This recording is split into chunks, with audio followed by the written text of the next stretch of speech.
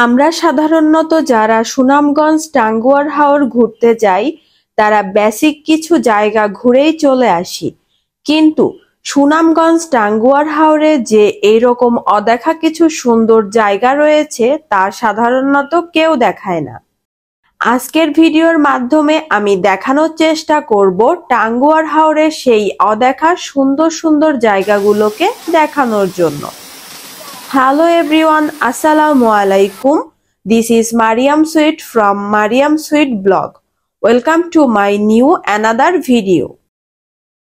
আমাদের হাউসবোটটি যখন জাদুকাটা নদীতে এসে থামবে এবং সেখান থেকে নেমে আমরা একটা বাইক ঠিক করব বারিক্কা টিলা যাওয়ার জন্য। বারিক্কা টিলা যাওয়ার জন্য বাইকে ভাড়া পড়বে জন প্রতি 50 টাকা করে।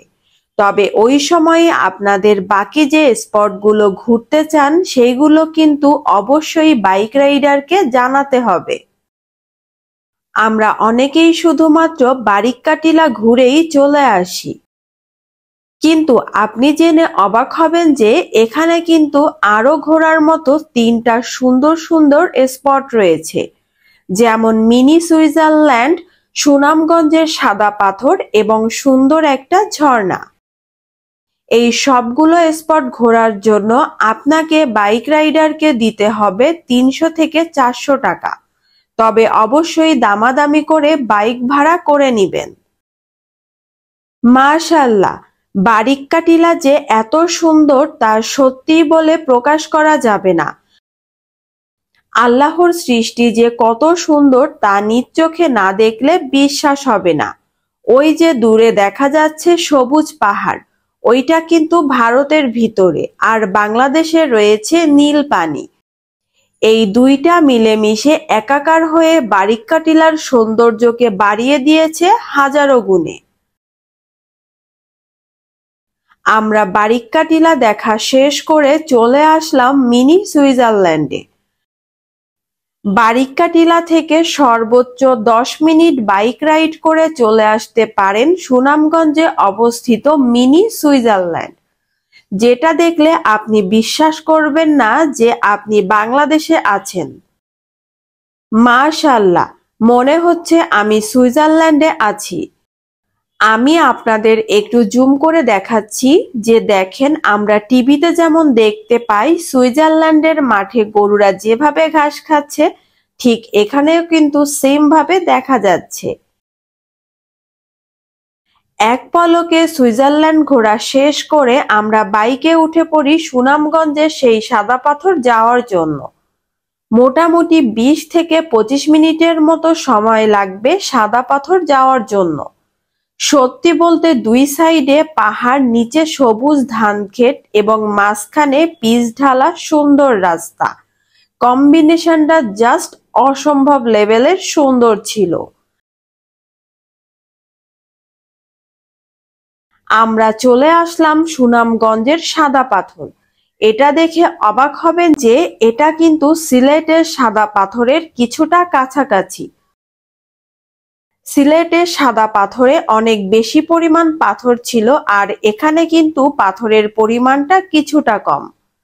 আর যেহেতু পুরোপুরি বর্ষার সিজন না, তাই পানির পরিমাণটাও অনেক কমে গিয়েছে।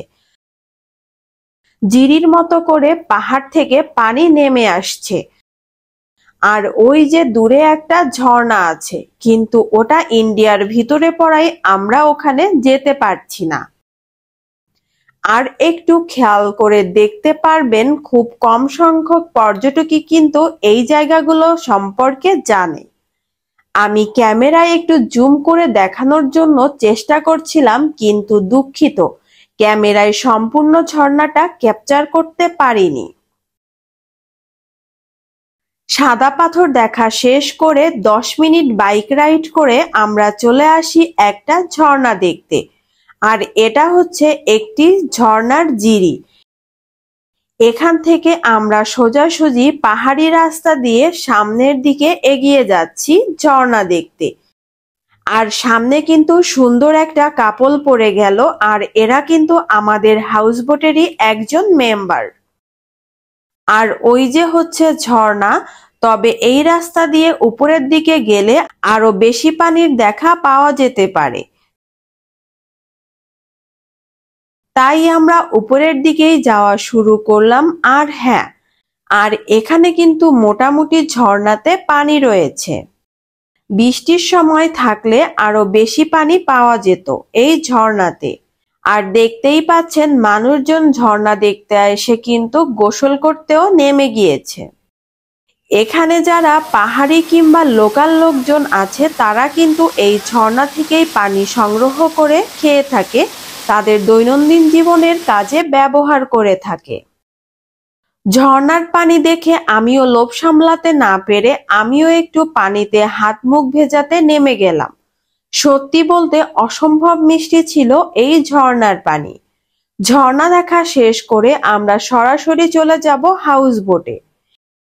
আজকের ভিডিওর মাধ্যমে আমি দেখানোর চেষ্টা করেছি সুনামগঞ্জ টাঙ্গুয়ার হাওরের 3টা অদেখা স্পটকে সুন্দরভাবে আপনাদের সামনে তুলে ধরলাম। ভিডিওটা ভালো লেগে থাকলে প্লিজ আমার চ্যানেলটি সাবস্ক্রাইব করে দিয়ে পাশে থাকা বেল আইকনটি অন করে রাখবেন এইরকম নতুন নতুন ভিডিও পেতে। আজ এই পর্যন্ত, দেখা হবে নেক্সট ভিডিওতে। ততক্ষণ পর্যন্ত সবাই ভালো থাকবেন। আল্লাহ হাফেজ।